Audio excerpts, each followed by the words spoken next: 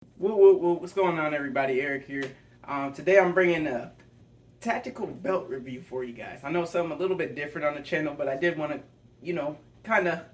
I'm still gonna bring the shoe review content, fashion stuff, and everything like that. But I did want to implement another part of something that's important to me, which is the concealed carry. The 2A world. Everything like that.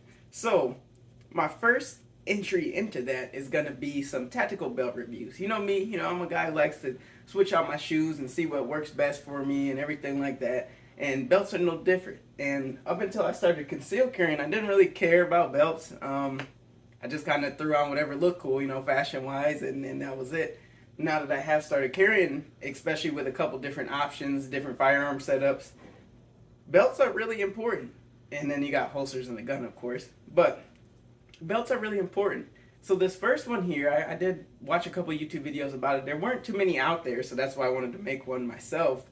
But what I ended up doing was getting 4 or 5 different concealed carry oriented belts, and I'm gonna make videos on all of them and then ultimately compare them all. But I think this is a really great option if you're a, slimmer guy. It's tougher for us when it comes to having belts that are too stiff, at least in my opinion, too stiff to where my hips hurt or it hurts my back a little bit. And then, of course, too soft where it's not holding the gun up enough. So you need a good middle ground. And I think that's where the Mastermind tactics really steps in. This is a really solid belt while being kind of streamlined and simple for concealed carry. So you see the belt here, or the buckle here, is just a plastic buckle there. If you look throughout the belt, boom, give you guys a quck look at that.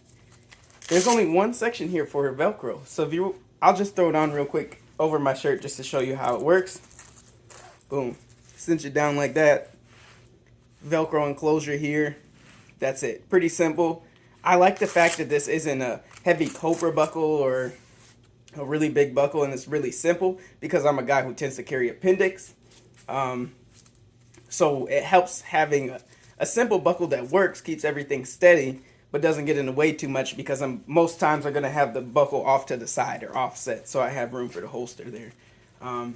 The way the sizing works on these, they just go your regular pants or waist size. They do have a size chart that they recommend on their website. So when I leave the link below, definitely take a look at that. I generally fluctuate in that 20 to 29 to even 30 pants range. And for me, and what's generally recommended as far as concealed carry goes is getting pants that are at least a size or 2 up at the most, so you do have room for whatever gun you're going to carry. And you also want to do so with the belt. But in this case, I went with the 30 and I wear size 30 pants, and it has just enough space, as I'll show you guys at the end when I go through the different holsters, to accommodate everything that I usually rock. Some things to note: everybody likes to do the famous belt squeeze test, and I know a super strong guy could probably just crumple this thing up together. Something I wasn't really looking for was a super stiff belt, and some people may stray away from the belt when they can see that you can just apply your pressure from your fingers to actually bend it. For me, that's not too much of a problem because it's a softer belt while being a little bit sturdier than something like a Groove Life or something like that, if you guys are familiar, because it's still, as you can see, double stitched up. And you still get a sturdy belt here that does bend a little bit under pressure. Not really under pressure. I'll show you guys when I have the holsters on that it's not really taken away from the formation of the belt itself. It's just a little bit softer, which is something I like, especially when you're carrying a lighter gun, i.e. the 43X here, or another slim line. This gun and this belt setup, I'm telling you, I've carried it all day, 8 hours walking around with the gun, and I get home and I'm not feeling super worn out. My hips aren't hurting, my back isn't hurting like that. And even with something like a bigger gun like this, like an M&P, you could still carry that and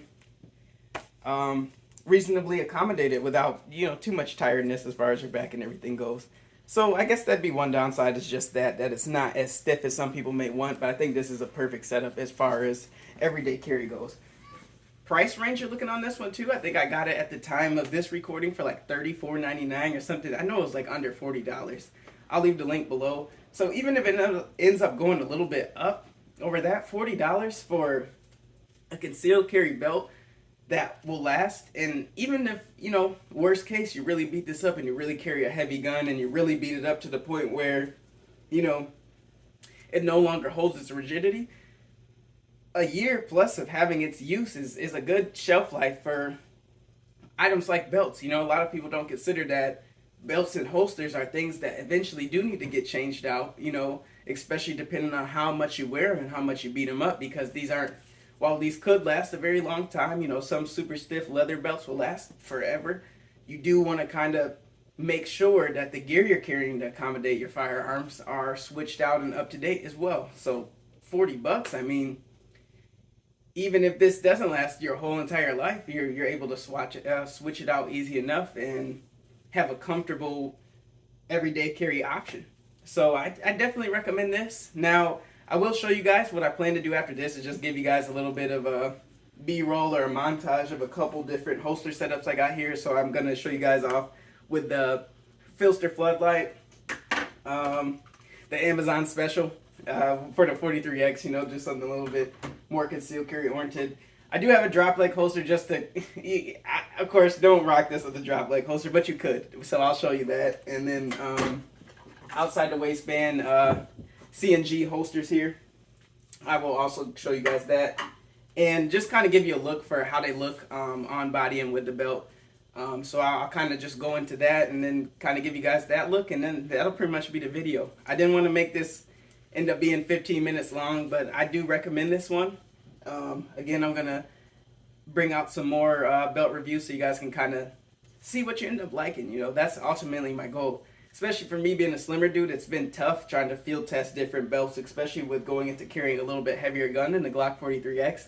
It's really, you know, it gets tough out there trying to find what's going to work best. And even if you guys take my word for it, you may get this belt and it doesn't really feel the most comfortable for you. But I did kind of want to just throw my hand in the ring and hopefully, you know, give you guys a little bit more options. So we'll go into that B-roll, and then that'll be it for this review there. But thank you guys for stopping by. Appreciate all the support and the love throughout the years. If you guys do want to see anything as far as holsters go or belt reviews or anything like that, even some firearm reviews, you know, maybe I'll get into that.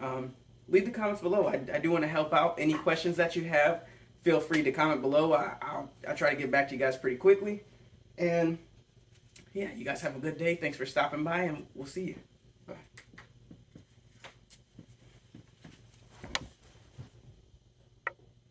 Bye. Quick final note. I don't know if I touched on it before or not, but I just am filming this right after I did the different holster reviews and stuff like that. I would definitely recommend this belt with the lighter setup. I like to carry my guns with lights on them, except for the 43X here. This belt is primarily for a lighter setup. Now, by any means, you could still run, like I have the floodlight. I will still run the floodlight with the M&P. Maybe not this full-size one with all the attachments on it, but I will still run it with the light. Maybe like a setup with like a Streamlight TLR7 or like a smaller light maybe. But I just wanted to say that that is one kind of pro and con to this. This is kind of geared towards more of this slimmer line or lighter carry.